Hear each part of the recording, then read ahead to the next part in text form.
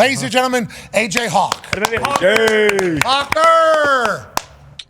What's the topic that you waited for me for? I don't understand. Ladies and gentlemen, the NFL has made it official that Azeez Al-Shaair, a linebacker for the Houston Texans, will be suspended for 3 games. John Runyon, Vice President of NFL Fining and Punishment, basically released a long-ass statement about him being a multiple-time offender, and obviously this has happened before with different things. He's been fined, and a 3-game suspension felt needed, but it's that last sentence that we have highlighted there that is really going to be the thing that is going to draw some electrifying content. Your lack of sportsmanship and respect for the game of football in all those who play, coach, and enjoy watching it is troubling and does not reflect the core values of the NFL. Your continued disregard for NFL playing rules puts the health and safety of both you and your opponents in jeopardy and will not be tolerated. Okay, that's from an NFL exec, John Runyon, former player, to him in his announcement that he's getting suspended for 3 games. First of all, AJ, 3 games, I don't think anybody expected that. I thought maybe 2 would be max. 3 games, a lot. How do you feel about the messaging and the way it was delivered there to Azeez? That was a bit interesting, was the wording of that. And of course, anybody that's paying attention, this is followed by the clip of John Runyon goring a 49ers player over the pile back when he was playing, which I don't blame him for that at all. You know, he was just playing. But it is interesting how they worded this. Like, I assumed, okay, they gave him 3 games. He's going to appeal and get it down to 2, most maybe 1.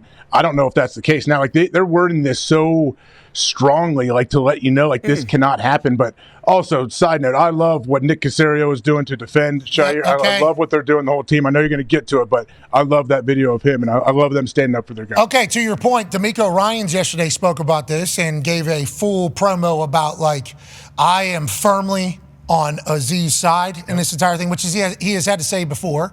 You know, and D'Amico flew around, played linebacker, so he's literally been that. And he has the C. Azeez has the C on D'Amico's defense. So, like, he has a lot of belief and faith in him. And he said, you know, the whole conversation, he didn't necessarily say this particular one, but the whole conversation about sliding, when they slide, how they slide, how somebody's supposed to, what somebody's supposed to. I think we all agree that utilizing the brace with Trevor, with how he slid, a lot of people that seemed to be a bit egregious. And then the multiple times of being fined by this 4 different hits and actions. But the way, here it is, here's the list that Get Up put together this morning and the fines that kind of accrued alongside of it. But that's the 5th time that John Runyon has kind of, seen something that has happened with him. Now, the wording at the end of that, to your point, general manager of the Houston Texans, friend of the program, Nick Caserio, took to the microphone to talk about it. Quite frankly, it's unfair. And I'd say one of the biggest issues that, and I probably speak for a lot of teams, not only the Houston Texans, but I think that's all teams ask for is consistency from the league. And I'd say in this situation, I mean, quite frankly, there's no consistency at all relative to the level of discipline that's been handed down. So when you go back, let's look at this season. Okay, we had multiple situations, multiple examples. All right, 2 really good players, I would say. Branch ejected against Green Bay, right? Plays the next week against us. Okay, Derwin ejected, all right, got suspended for 1 game. And Derwin's a great player, and Derwin's had some other situations that have come up. And I'd say even going back here, a player that we know well organizationally here, Kareem Jackson. Kareem's a good player. Was ejected, fined, ejected, and then suspended after 3 games. So we're going to say Azeez Al-Shaair, who nobody embodies our program more than Azeez. What he's about, what he's been through, you all know his story.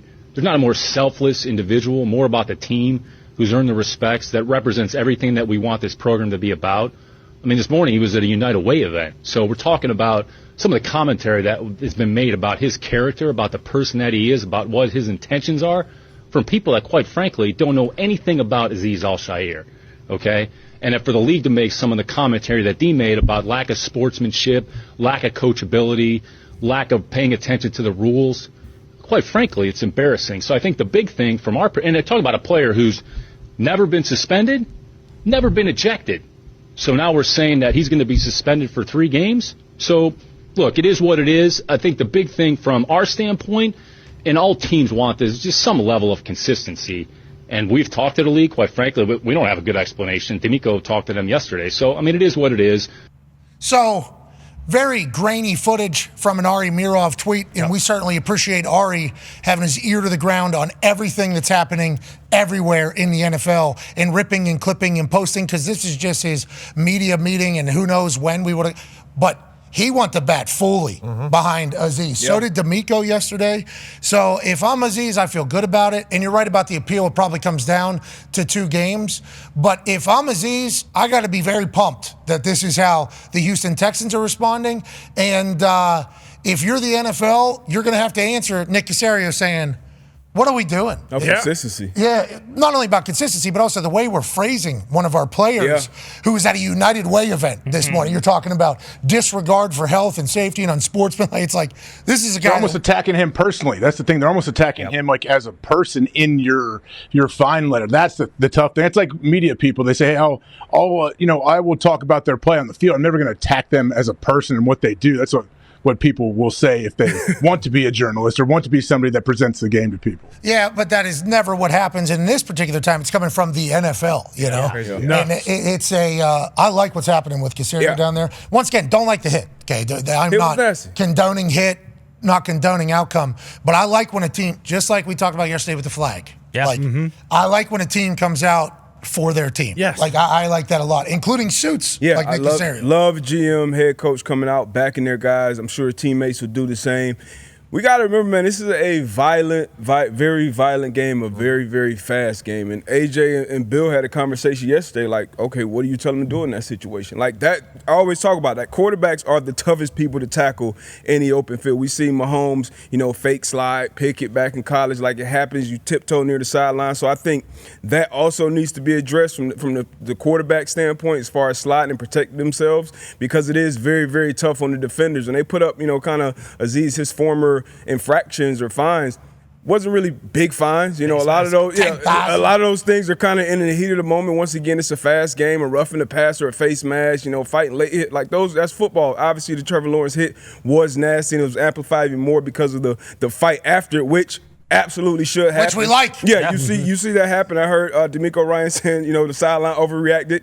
I think that's exactly how he wanted his sideline to react. C.J. Stroud was hit that same way. But at the end of the day, it's a violent game. Things like this are going to happen. Hated the wording of those statements from the NFL. And I'm with AJ. I think he appeals this, and it comes down to 2 games, maybe even 1, hopefully. But as a linebacker, that's the kind of I want a guy like that who's going to toe that line, who's going to play the game. How it's still, in some ways meant to be played. And obviously, you want player safety. And you hope Trevor Lawrence is okay too. Now,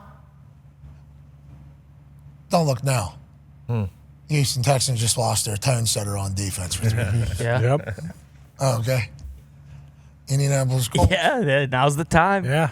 Now's the time to Big go. one coming up. There's a chance. Big win, bye week. There's a chance. But obviously we don't love this, the way this whole thing went down. Anytime it starts getting like this, not good. Hey, not good for a Shield. Yeah, it stinks. It's not good for the Shield. Hopefully it'll get settled. But I do like that a general manager said, I'd like a press conference.